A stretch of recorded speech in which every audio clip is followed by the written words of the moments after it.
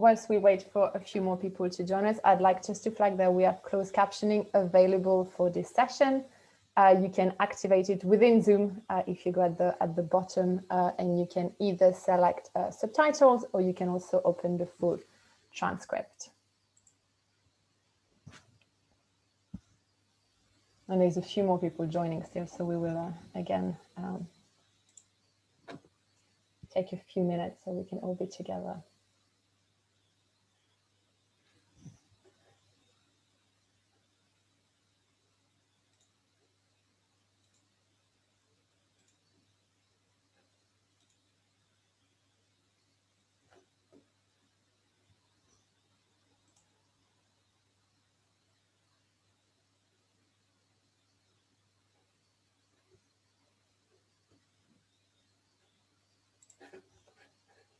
Okay, we have quite a packed agenda, so I suggest we go through. Alice, can I ask you to keep an eye on the waiting room to make sure people get admitted? That would be really helpful. Thank you.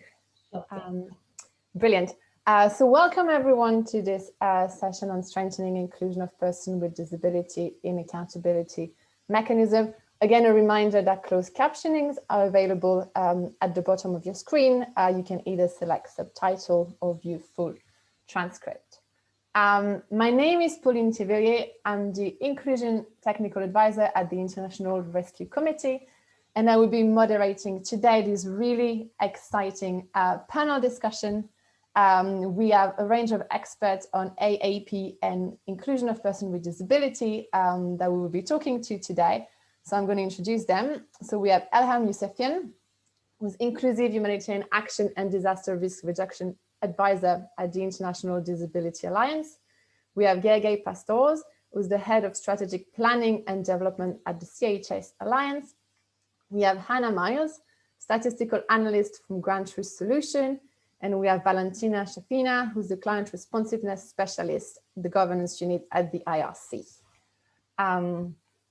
The objective of our session today, and the thing we're going to be discussing with our panel of experts, is like the importance of inclusion of persons with disability in feedback mechanism. We're going to be discussing gaps and best practices in current approach, and we're going to be reflecting on how to strengthen institutional and global standards, as well as tool and guidance to ensure participation of persons with disability. I'm not going to talk much more because, as I say, we have packed agenda and we have proper experts on the topic with us today. So we're going to start directly with our first question, which is, what does inclusion mean to your work on accountability to affected population, and how is it currently implemented? And Gergely, if you could talk us through, that'd be very helpful from the CHS. Great, thank you very much, Pauline, and thank you for the opportunity today to present some of the efforts of the CHS Alliance in this important area of work. So as an alliance dedicated to the core humanitarian standard, our daily work is by definition to work on the quality and accountability mechanisms necessary for the 9 commitments of the CHS to be fulfilled. And while we do take a generalist approach to accountability, the issue of inclusion is a permanent challenge. Gender and age inclusion, remain very much at the forefront.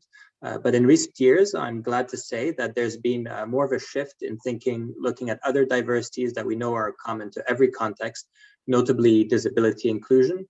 And another area that we know we need to give more attention to is the inclusion of LGBTIQ+ individuals. But to give you an idea of where we are today, I just want to say a few words about the CHS itself. So first of all, for those who don't know the CHS, it's one standard consisting of 9 commitments towards affected people. In the slide that's being presented, on the left, you see an illustration of the 9 commitments as petals of a flower with communities and people affected by crisis at the center. Each one of these 9 commitments are broken down into organizational responsibilities and key actions that organizations need to put in place to fulfill those commitments. In total, there are 62 organizational responsibilities and key actions that together make up the 62 indicators of the CHS. Now, this is important, an important feature of the CHS, because those 62 indicators make the CHS measurable. And each indicator is scored on an absolute 5-point scale, 0 to 4. And each indicator is also interpreted in comparison to community perceptions related to those indicators. So what you see in the table on the right is the table of scores that you can get. A score of 4 indicating that an organization has exceeded the commitment, a score of 3 that an organization has fulfilled that commitment, and the score of 2 indicates that a commitment is partially fulfilled, but that systematic efforts are underway to improve on that commitment. So any organization getting verified against the CHS will get a detailed score by indicator. However, what I wanted to introduce today, and that is less known, is out of these 62 indicators, we've also pulled out certain indicators to build thematic indices. And there are 3 in total. Probably the best known one is the CHS PSCH index, but there's also the localization index. And the one that's particularly relevant today is the gender and diversity index. So the gender and diversity index pulls out 10 out of the 62 indicators of the CHS for issues that are related to gender and diversity inclusion. And those 10 indicators relate to 4 out of the 9 commitments of the CHS, specifically looking at that the humanitarian intervention is appropriate and relevant, that it strengthens local capacity and avoids negative effects, that it's based on communication, participation, and feedback of affected communities, and that is facilitated by competent and well-managed staff. Can we go to the next slide? So here is actually an example of an organization that has gone through CHS verification. In this case, the example is from the IRC. You can see that the scores for each indicator range from 2 to 4. So this was an assessment from 2018. And well, we know that since then, the IRC has developed and built its guidance around inclusion. So I feel hopeful that for IRC, the next time you will be verified, these scores that are at 2 will be closer to 3. At the bottom, you also get an average. So we see here the average is 2.7. I haven't prepared a third slide, but just to give you an idea, the average score for all organizations verified in the past 2 years has been 2.46. So this would be a typical dashboard that an organization would receive. And this is really just the starting point, because behind that dashboard, there's an explanation of those results and how those scores were obtained. So for CHS Alliance, we know that some work still needs to be done. When the CHS indicators were designed, disability inclusion was mentioned, but there's certainly a language update that needs to be made to make this more positive, more proactive. Also to highlight the roles of organizations of persons with disabilities, which at the moment isn't considered in the strengthening local capacities element. But I also mentioned that the indicators, so these scores are based and compared on the perceptions of affected people. And until recently rather, these perceptions have not been carefully disaggregated. It's only since November of last year that we updated the CHS self-assessment methodology to include the Washington Group short set questions. Of the over 600 respondents that have responded so far, we're seeing that about 1 to 3% report or describe living with a disability. So there's clearly something not working with the sampling methodology or the modality for collecting perceptions, because we would expect this number to be higher than 1 to 3%. However, I did want to say that we did do a quick check of some of the perception questions that were received, and for each one of those, we saw a difference in score for persons living with a disability versus not living with a disability. So I wouldn't claim any statistical accuracy, since we're talking about very small sample sizes at this stage. But for all questions that we looked at, we saw that the level of positive responses was lower for persons living with a disability. So a lot of work that needs to be done here in terms of how we collect and interpret or use this data. But watch this space, because we're very excited to be able to provide organizations that go through CHS verification with this level of detail to inform the quality and accountability of their programming. So I'll stop there and happy to answer any questions later on. Thank you. Thanks a lot, Gege, for presenting the index and also being quite honest with us about the work that needs to be done. And Elham, if I could come to you next to kind of give us your reflection on why inclusion of persons with disability in AAP is so important.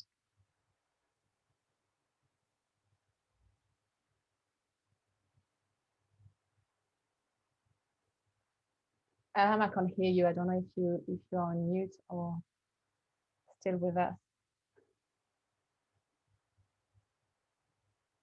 Yeah, you're on mute. I just perfect. Oh, okay. Sorry. No, it's perfect. We can hear you now. Please. All right, perfect. Good morning, good afternoon, good evening, everybody. Greetings from New York. I'm very pleased to be with you today and talk about why inclusion of persons with disabilities in accountability to affected population is so important and so key. We all agree on this basic point that persons with disabilities are still far beyond being included in humanitarian response. So we all need to take action, and that's why we have been doing a lot for that purpose. But what I want to talk about it today is that why accountability mechanisms are so key in achieving inclusion of persons with disabilities in humanitarian action. We know that accountability mechanisms are important to ensure that people can provide feedback, and the humanitarian actors can hear from the affected population, from the target population, about how effective their measures have been, how they have been successful in reaching out to them. So the more excluded a group is, the more important it is to ensure that we can hear from them.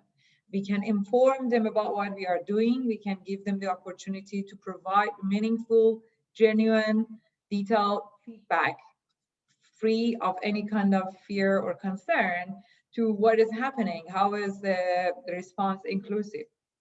So for people with disabilities, due to all the attitudinal, institutional, and environmental barriers, giving that feedback and participating and benefiting from accountability mechanisms have been always challenging, because for example, in terms of accessibility barriers, there are many, that one is easy to imagine. Everybody can imagine that, okay, a deaf person cannot just go and provide their feedback in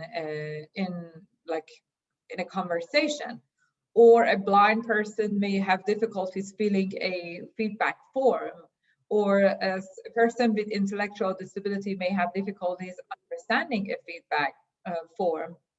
But on the top of that, we have other barriers. We have barriers about how proactively the accountability focal points and the complaint feedback mechanism focal points will reach out to persons with disabilities, will encourage them, and not their caregivers or support people to provide genuine feedback. So that's another reason that we need to make an extra effort to make sure that accountability mechanisms are indeed inclusive of and accessible for persons with disabilities, because we hear less from them. And the reason that we hear less from them is not that they are happy or they don't have any feedback to provide. The reason is that they're not aware of the mechanisms. If they are aware, they cannot access them. They do not trust them. They don't feel that they are included, or mechanisms are not useful for them. So part of the solution is to work on the mechanism in terms of procedure and process, and part of the solution is in terms of the rules, the norms, the material, the content of the accountability mechanisms, to make sure that disability concerns are actually included. So for us at the International Disability Alliance, working on inclusion of persons with disabilities in humanitarian action has always been a priority, especially since we started playing a role in the adoption of the IS guidelines on inclusion of persons with disabilities in humanitarian action. And now as the co-chair of the reference group on inclusion of persons with disabilities in humanitarian action, we in IDA, we are prioritizing that because we genuinely believe that inclusive accountability mechanisms is one of the best ways to ensure that the genuine inclusive humanitarian action is taking place in other ways. Like, let me just give one simple example. We all know that wash services, for example, need to be inclusive, but how we can assess if that's really happening on the top of like doing audits or stuff like that, like how we can make sure that we are getting the real feedback from people on the ground. This is where the AAP comes into play, and the accountability mechanisms can play an important role in here, so that we can provide the opportunity to people who are the final beneficiaries to say their word. And it's not just about how they are benefiting from that, that's also about sharing the ideas they have, the ways that they think we can improve. So yesterday I was in a meeting talking about the connection between accountability mechanisms, accountability to affected populations, and inclusion. And we were talking about how it's not even possible to imagine a real accountability mechanisms without considering inclusiveness in the twin track approach, which is number one, mainstreaming underrepresented or marginalized groups, in this case, persons with disabilities, in the whole mechanisms and rules and procedures. And number two, taking extra specific steps to make sure that marginalized groups are really included. So I want to congratulate the International Rescue Committee on that, and look forward to see how this mechanism is going to work in practice, and hopefully in the future talk about how they are really working. Thank you so much. Pauline, back to you.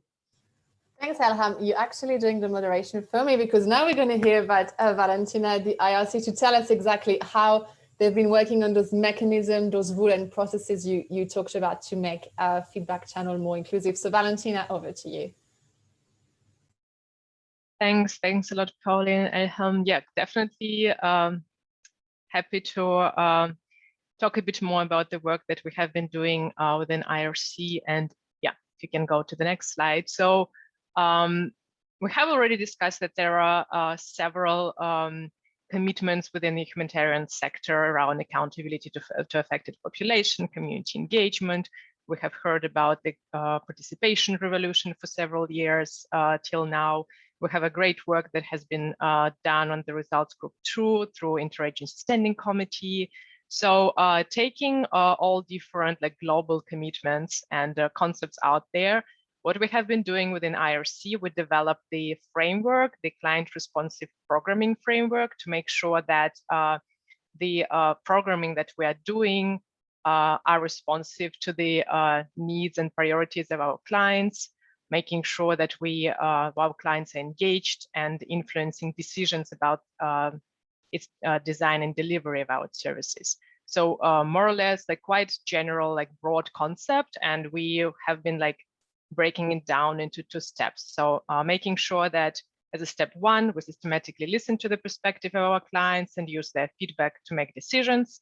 In step 2, we communicate and explain to our clients how their feedback has informed our actions.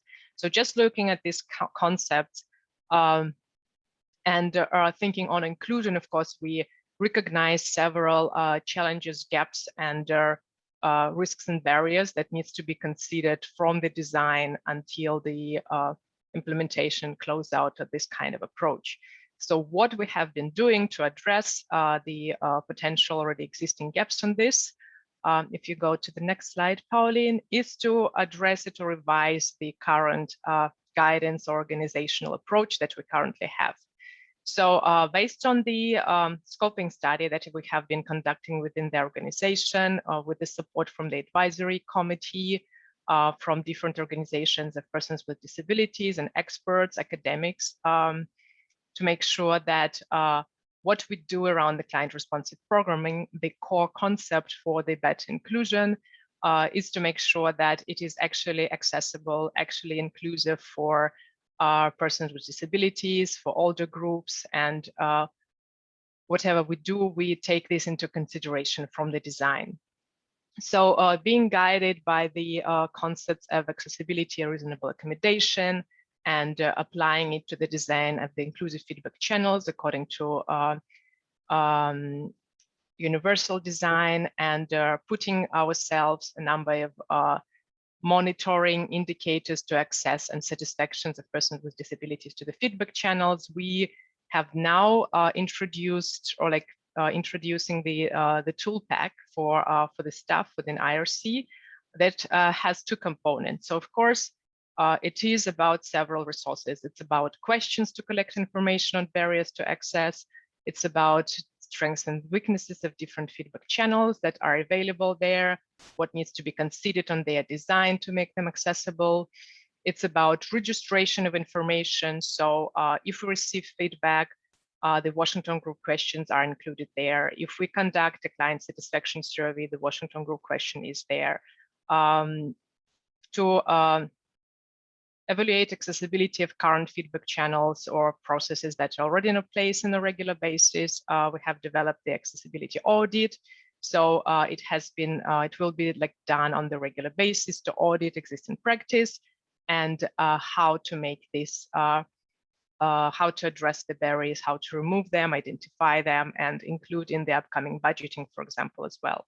And the easy to read forms for the FGDs and survey templates. So this is really focusing on the practical tools, but recognizing that there are several attitudinal barriers or incentive of our own staff as well. We looked into this skill set, or more training and developing some sort of the soft skills of our staff as well, is to provide the inclusive communication tips. So how to make our staff comfortable, trusting their own knowledge to go and interact with people, how to use the easy to read guidance, because when we talk about accountability mechanism, it's not all the times the experts are on all topics at once that are working with them. There might be more experts in monitoring, evaluation, accountability and learning, or from a specific sector, be it education or WASH. So we shouldn't take it as a given that everybody knows how to use these different materials. Several instructions on conducting accessible FGDs and key informant interviews, as we have mentioned in the chat already, I think. Yeah, so Washington Group questions, how do we ask them? How we make sure that enumerators don't skip them, and they actually, the questions that we ask actually make sense to people to evaluate our services. Guidance on collecting disabilities aggregated data. So it's really more specific on the Washington Group of questions, and the training pack. I think something that we shouldn't underestimate all the time is definitely the skills, the introduction, the concepts, the knowledge that should be shared and used by our client-facing staff. So we developed the disability inclusion guidance for them, to make sure that we don't just give them the resources, but also the introductions, the trainings that they need to be able to use them. So this, yeah, I think this a quick wrap up of what we have been working on in the last 2 years. Very exciting to being on the finish line of this work. And yeah, over to you, Pauline. I think I already took more than 5 minutes for this. No problem. Thank you very much, Valentina, and thanks again to Gagan and Aham for sharing how important this issue is in terms of AAP. But now what I'd like to focus on with my next question to the panel is when trying to make feedback mechanism more inclusive of person with disability, what's your experience? What are the challenges and the successes that you faced? And for this, we've got Hannah from Grant True Solution that has some interesting insight to share with us. So over to you, Hannah. Thank you very much, and thanks for having us here, first of all. We're really excited to be part of this discussion because, I think as we've referenced already, this is not something the humanitarian sector is necessarily getting completely right. So yeah, we're excited to share some of our frank lessons learned and to hopefully get some feedback from others on what we're planning to do to improve this. To start off, it might be good to quickly explain what we as Ground Truth Solutions do for those of you who are not familiar with our work. So we track perceptions of aid recipients to see how they feel the humanitarian response is going in general. So we do surveys, a lot of qualitative work, as well as community dialogue to take kind of a general pulse check of the response. And this is to give decision makers an idea of whether the response is accountable to those it aims to assist, whether the aid is felt to be useful, relevant, timely, whether it promotes resilience, all kinds of indicators like this. So, it's important to stress that we're not doing needs assessments as such. We're not, or as such, really at all, we're not doing needs assessments. So it's important, when we come to our challenges that, we're not actually the ones out there trying to find out exactly what are the needs of people living with disabilities, but rather it's been important to our approach for a while that people living with disabilities are included into, giving their opinion about how the response is doing, and particularly highlighting the views of people who self-report as having a disability. And so far to do this, we've used the industry standard Washington Group questions, and we analyze our data based on these kind of disaggregations. Now, these are by no means a perfect measure, but we've been trying to use them to indicate at a very high level what these feelings are. But recently we have come to realize that there are certainly things that we should and could be doing more, and we think this discussion is certainly very timely. So just moving on to what challenges we faced. I think one of the main challenges in collecting data specifically on people living with disabilities is that you're trying to reach a hard to reach group in an already hard to reach population. And that is certainly a challenge. And we essentially agree with the Washington Group's own analysis that you can't really capture the information on everything that makes up disability experience via quantitative surveys. What we find is that we end up reducing very complex experiences down to a few numbers, and then the information becomes quite diluted, and then we wonder, well, what use does this really have? Now, of course, as a statistician, I obviously recognize the value in collecting disaggregatable data on disability, but we're well aware as well that a lot of people with disabilities simply wouldn't have access to our surveys, whether this is physical access, sensory impairments, any other reasons. And this was particularly a challenge for us during COVID because, a lot of our surveying turned to phone, and this, of course, misses many people with disabilities. So, we try really now not to rely solely on remote data collection because we realize that it just doesn't give us, a full picture of the situation. And we're increasingly including more and more qualitative components into our research. So one example that I'd like to mention is data collection that we're currently doing in Cox's Bazar in Bangladesh. So there we're doing a lot of community consultations where particular effort has been taken to make sure that people are given enough notice to participate. They're given appropriate information and access aids to participate so that all people with a range of disabilities have the option to take part. And also ensuring that we speak to people living with a really wide range of difficulties and disabilities, because we believe that only this way is our data truly actionable and useful for advocacy for those groups. Similarly, we feel that disability, like many of the themes that we explore in our surveys, whether it be trust or fairness or whatever, it's unlikely to be understood in the same way in different cultural contexts.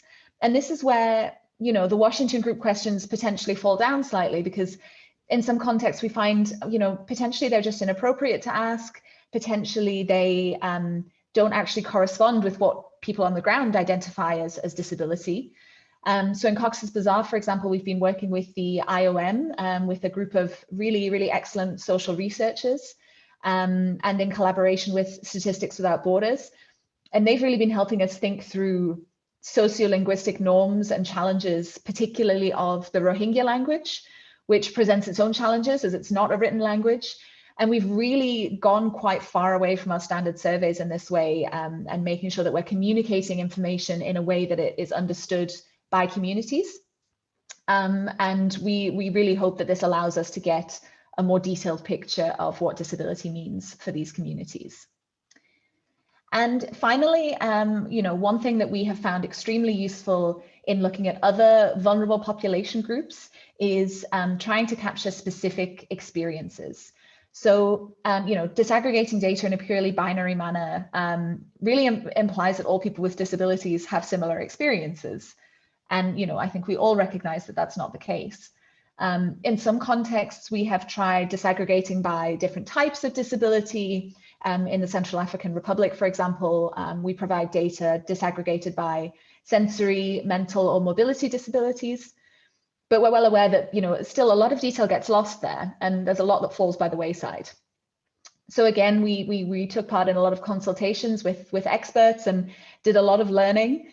And we've used the advice that we got, for example, in the Central African Republic and in Burkina Faso, involving disability advocacy groups. So in these countries, for example, we worked with Humanity and Inclusion, and they really helped us, review our methodology, review our questionnaire. They helped us facilitate some really great focus groups with people living with disabilities. And this allowed us to really get at perspectives which we would have otherwise completely missed. So, we're well aware that this is the first step and not entirely enough. But we're, planning more ways similar to this of engaging more with people living with disabilities in the future. So that's the approach that we're taking going forward. And we believe that using the information that we get from these kind of discussions and turning it into qualitative stories really brings to life various perspectives. So if we could have the next slide, please. This is an example of the way we're trying to use these stories as an advocacy tool. So this is what we call a user journey. And although this example is not specifically relevant to disability, but it's rather on ethnic minorities in Burundi, we plan a similar approach looking at disability.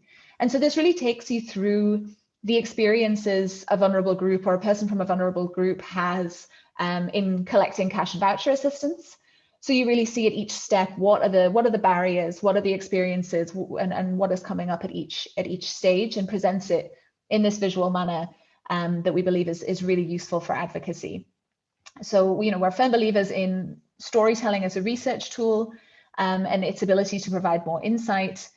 If you go to the next slide, for example, this is one more example that I wanted to show you. This is what we call an empathy map. This is another way of kind of creating personas from our data to kind of, move away, get a more detailed view, move away from the very general numbers and look at what people are telling us about their individual circumstances and how this affects their experiences, how this affects the other indicators that we track, and really makes it more tangible for the humanitarian community. So just to sum up, we firmly realize that we're still at the beginning of this journey, and we're really motivated by a lot of the organizations here that are presenting their methods. We're really motivated by organizations like Humanity and Inclusion who've actually used our data for their own advocacy. And that's the goal, really. If we can provide, our data for people to advocate for their own needs and perspectives, then that's great. We would also like to mention that we firmly believe this journey and this learning process that we're taking really also needs to be shaped by people living with disabilities. We would not like to present ourselves as the experts on this, but rather, that we're trying to learn and improve, and making sure that we plan our projects with their perspectives in mind from the get-go. So really happy to hear any feedback that anybody has, and I'll hand back to you now, Pauline. Thank you very much, Hannah, for all those lessons. I think it was really fascinating to hear. I think access is one of the things that keeps coming. I think how you compare data disaggregation versus storytelling is very interesting to capture perception of person with disability, and completely agree with with your call at the end for involving person with disability in shaping this work going forward. So thank you so much. This was really, really fascinating. Valentina, if I can hand over to you again from the IRC, if you could share with us some of your lessons learned of this work of making feedback channel more inclusive of persons with disability. Yeah, thanks. Thanks a lot, Pauline, and totally agree. The way the information is presented in the storytelling approach quite different to what we usually see on the analyzing insights, perceptions of persons that are receiving end of aid. So it's really, really great work. Thanks a lot for sharing. Just maybe talking a bit more on the challenges, lessons learned, and the gaps. Again, so making the decision, or like informed and dedicating the team to work on this work to make sure that client feedback mechanisms must be accessible to persons with disabilities and must consider their requirements from design to implementation.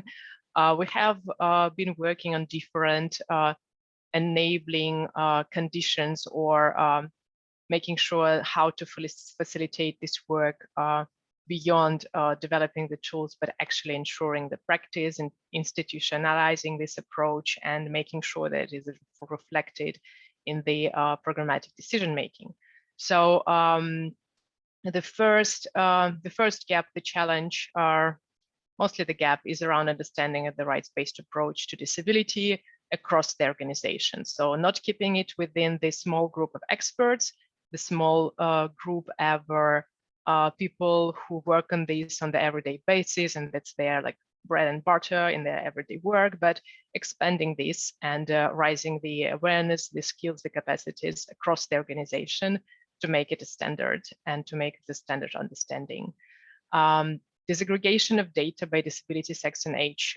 Again, it's as a practical step, it seems to be quite straightforward, right? But on the way how we do it is more as a challenge. It's more as a challenge to bring it to the level that we reach the target population, and specifically the persons with disabilities, older population in the areas where they live. We also reach it with enumerators and staff who are feel well prepared, skilled to communicate the questions, to communicate the purpose of the interactions, to be sure that they capture the perspectives of our clients in the best manner. And that's where we find working with the organizations of persons with disabilities, working with our community members who are persons with disabilities, who can work as field-based staff, incentive workers, officers within our teams is very, very influential. It actually helps a lot to address this challenge. So from the side, like make sure that we check what we are doing, we ensure that the practices that we put in place is not just becoming an activity that has been done and not checked upon. It's around the assessment and safety and accessibility, as I mentioned, but also collecting and using more or less like the snowball effect on the data on barriers and enablers. So there are several standards barriers, as we all know about, out there, but contextualizing this information and contextualizing especially the enablers, because not all the solutions work across the locations, and oftentimes the most creative and practical solutions are coming from the from our experts in the country offices, and that's where we need to make sure that we collect them, we analyze them, and include in the future proposal writing, project design, and in the budgeting systems as well. This is very much related to identifying programmatic changes related to accessibility, and it's, I would say, maybe the one of the gaps and a challenge to identify it at the decision level. So I would say we're getting better on doing the cost correction, identifying gaps and barriers when we're implementing, but how can we do better at the design stage? How can we foresee the risks at the design much better? How to include persons with disabilities at the design stage much better, so their insights, their perspectives, their preferences already inform our work from the very beginning. And also quite, I don't think it's a very new idea, absolutely not, but improved communication.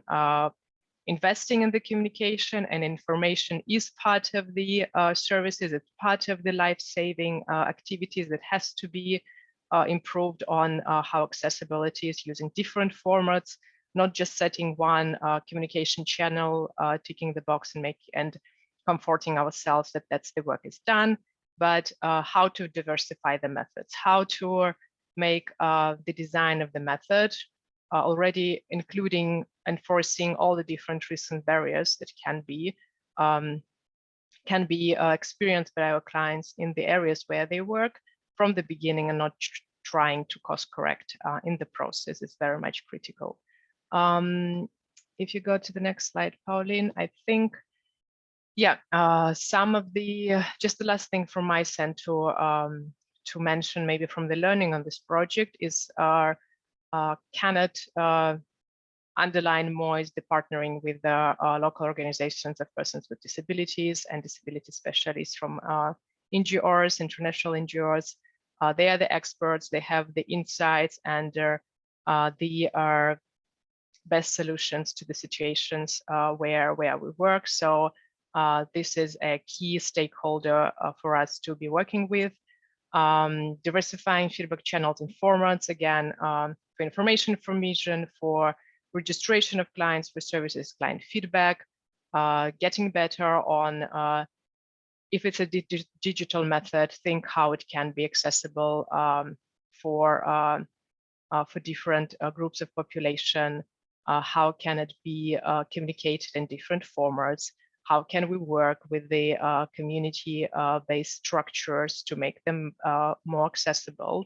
And last point, maybe coming from where I see it, is around investment in monitoring and validation, accountability and learning staff. So again, not everybody is an expert in the humanitarian sector on the disability inclusion. Not everybody understands their role in this system. So this has to expand to the practitioners in this area as well. The current gaps, that's something that we have not been able to address to the level that we wanted so far, is around scaling up the approaches that we have on child-friendly mechanisms and expanding it also on the inclusion of persons with disabilities, children with disabilities, and the area about inclusive budgeting. This is something that what I mentioned at the design. So how do we make the design from the beginning to make sure that we count in all different risks and barriers so that we can be addressing during an implementation and not find ourselves trapped in the scheme that is not flexible enough to make the adaptation that we would like to be doing. So yeah, I think I see time's up from Alice, so I will stop here. Thank you, Valentina, and thank you, Alice, for excellent timekeeping. We have one more question to go through, so we would have time for a short Q&A, which is the good news. I see the chat being active, so please keep using it to ask your question. Alice is also monitoring it, so hopefully we'll be able to pick a few questions. But the last thing we wanted to discuss with you, Elham, actually, is what is next for you? What do you see is the next opportunity, and how to make sure that people with disability are using and trusting the mechanism? I think we've talked a lot here about guidances, tools, data, but is there anything beyond, you think, those technical tools that would be helpful? So yeah, Elham, over to you for the last intervention before we move to the Q&A. Thank you so much, Pauline. It was actually very helpful and interesting to listen to Hannah and Valentine. So what I want to talk about and focus a bit right now is on what we can do next. Now we have, and we're going to have this all these tools in place. As you mentioned, what we should do to make sure that they are really being used and really informing the decisions, as Valentina was mentioning about how to make sure that they are actually informing the design, budgeting, implementation, and all the different stages of the humanitarian action and programming. I would say, first of all, we need to make sure that those people who are responsible for using these tools, as I think it was mentioned, but I want to highlight in here, are really understand the importance of disability inclusion and have that right-based approach to people with disabilities. And you know, we all talk about like, yeah, we need to remove medical model. We need to make sure that staff have humanitarian, have the right-based approach. But how we can actually gain that? I would say that for that, there is not a very quick solution. For changing the attitudes, maybe the best way is just to expose people, the staff, to real engagement with people with disabilities and connecting and having the connection, having the live experience of exchanging with people with disabilities. For that and for other reasons, I really suggest and think that maybe one of the most important measures that could be taken is to bring people with disabilities themselves on board as the humanitarian actors, as those who are responsible to conduct those key informative interviews, the focus group discussions. What would be the best way to gain the trust of someone with disability? Then they see that on the other side of the table is also a person with disability sitting. We heard quite a lot about partnership, about working with experts. I would say, you know, one of the major barriers is that people think, oh, working with people with disabilities is such a specialized, a specific way and requires expertise that we cannot. We need to work with the experts. No, there is no expert. This is nothing like very scary in here. It's just about being open-minded and giving the opportunity to people with disabilities themselves to tell you about their experience. And then, so having staff with disabilities on the ground really helps, because that would help, first of all, changing the attitudes of everyone else.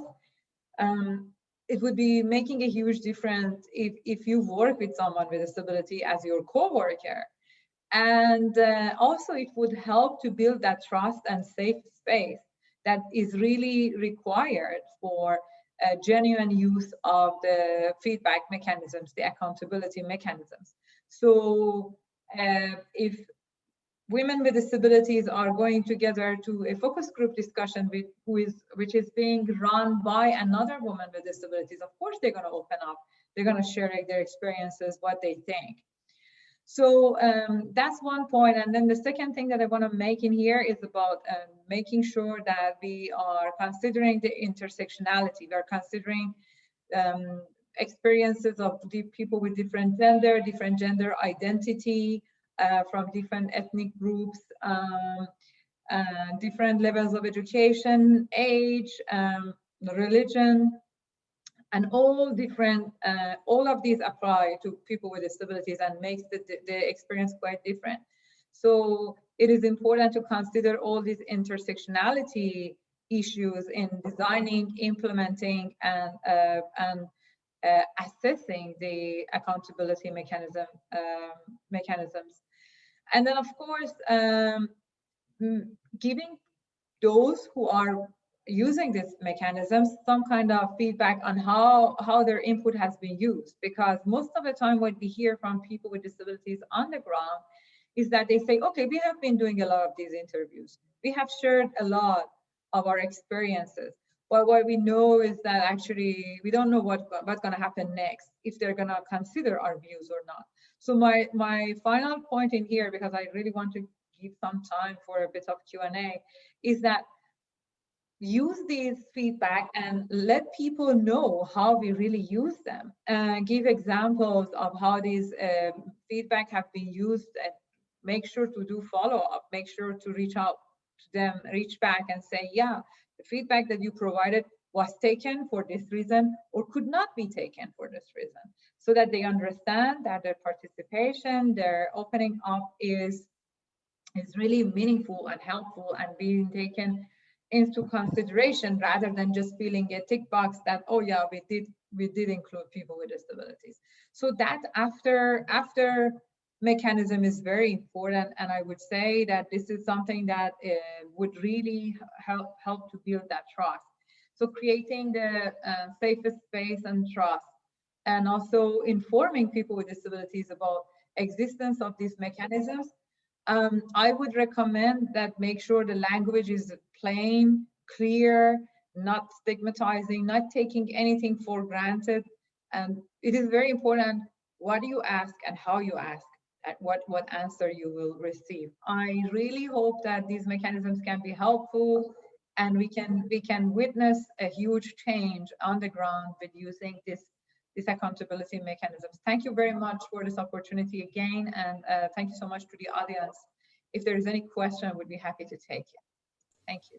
Thank you so much, Elham, and I think that complements really well the intervention we just had from Anna and Valentina, thinking beyond those guidance and tool about hiring people with disability, how we communicate, and all of those things, and the intersectionality point that was mentioned by other experts on the panel. I think all very good takeaway points. I'm delighted to say that we have some time for a bit of a Q&A. We did set up the time to do it, but I wasn't actually that confident we will do it. But thank you all on the panel for keeping to the timing. I think that's been amazing. I've been flagged a question for you, Gergely, if that's all right. I'm gonna read it to you. Alex said he would be interested to know if the possibility of integrating the humanitarian inclusion standards on disability and age into the CHS assessment, has been explored. If you want to take that one, Gergely. Sure. So the first thing I'd say is that humanitarian inclusion standards are structured according to the core humanitarian standard commitments. So it certainly would be a resource that we would recommend to organizations to use to meet their commitments towards the CHS. But I'd like to answer this question also with another one that I saw coming up, which was whether a generic index works to capture disability inclusion. So there haven't been any discussions, as far as I know, within the CHS Alliance about changing or adding indices, but I think there are two ways that we could go about it. One would be to create a specific disability inclusion index, but then I don't think the indicators would actually be any different from what you have in the current gender and diversity index. My preferred suggestion would be something along the lines of what we have done with the PSCA index, is go through each indicator, the indicator definition, and specify within that definition, what does it mean to be disability inclusive? There aren't any plans right now to do that, but I would see that as the way forward to making sure that disability inclusion is effectively captured within the CHS. Over. Thank you very much, Gergely. I'm skimming through the chat question. I don't know, Alice, because I haven't had time to go through the entire chat, if there was a question that you think in particular we should prioritize that, has been asked maybe more often or more people have reacted to it. Yeah, I think there's a couple of related, maybe they're more just comments around that, the need for inclusive education as an entry point, as an enabler to really allow people with disabilities to then in the future engage with accountability mechanisms. And another recent point just around the challenges of negative attitudes by teachers and sometimes in the community around persons with disabilities, and a question of how that can be addressed. So possibly thinking about the education element, it could be a final area we could touch on from the group if there's interest, but I won't nominate a panelist to respond directly. Thank you, Alice. I don't know if any of our panelists would like to touch maybe on that point around attitude and the impact that can have on inclusive AAP. Any other panelists?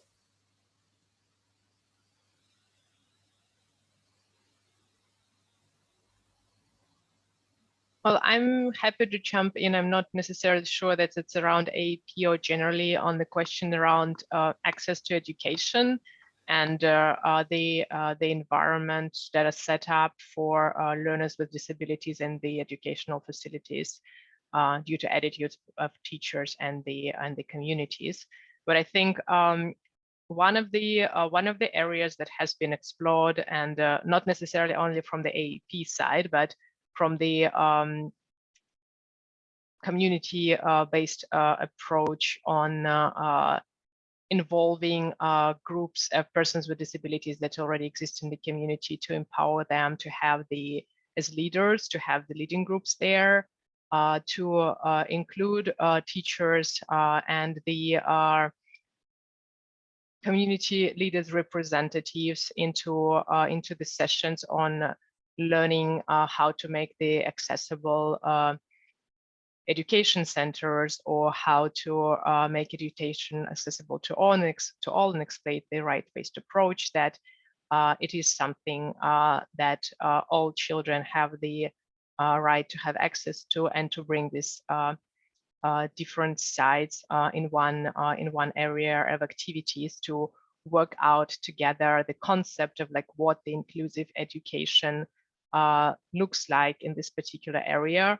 What are the building blocks, what the activities can we work on together in our particular community to make this feasible, and yeah, from the joint work, the potential attitudes or like the barriers on working together can be addressed as well. But again, this is going beyond the AEP, I would say.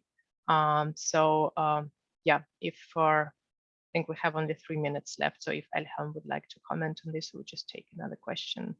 That would be interesting for me also to hear. Thanks, Valentina. Anyone else from the panel would like to jump in on this one? Yeah, I can go ahead, touch on Elham. it quickly. Yeah, so on inclusive education, that's actually an important point, because that's the way, kids are very open to new ways of understanding and recognizing. So if we change the way disability is understood for a child, then we're going to have a better understanding for future. But in terms of inclusive education, I would say first of all, it's important to change the attitude of teacher to education in general. And it's not just about disability. Like teachers should gain the attitude that, okay, each child has their own different ways of learning and have their own strengths and weaknesses. So it's not like having a certain piece of book and all children have to learn that. And this is happening in the educational system of the whole country. So, it's about adopting the inclusive approach to education would benefit all children, not only children with disabilities, so that they know that each child has their own. So let's focus on what a child can learn, rather than trying to inject a certain piece of information to brains of every single child. So I would say that this is something that needs to be changed from the infrastructure. But what we can do, as if I am, for example, in the management of a camp, what I would do is, for example, give people with disabilities on that camp center certain things that they can really do. There are things that each person can do something. Like if it's a blind person but knows a lot of poetry, we can just organize sessions that they read poetry for people, so they would know, just giving the people the opportunity to showcase what they can do. If there is a person who is deaf but is a very good dancer, I'm just trying to give you examples of like how these things can change the attitude by giving the people the way to showcase their capabilities. And of course, this is not AAP, but at the end of the day, all these actions would actually help to provide that feedback that we are looking for. So because everything is so interrelated, the better we change the attitudes among people with disabilities themselves need to understand better their role, their participation, the way that they can actually impact. So I would say that this is something that everyone can take a measure about it. It's not, you cannot find a single person that would say, no, I cannot do anything about changing these attitudes. This takes time, but very single, small, easy steps are possible to be taken. Thank you so much. Back to you.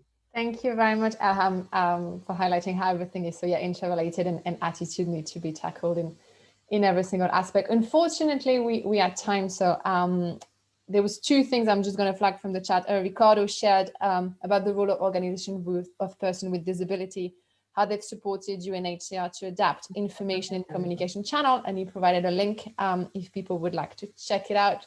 There was also a few reflections on the use of the Washington Group question for disaggregated data that I think all our panelists kind of mentioned, but unfortunately we had times. I want to thank everyone for attending.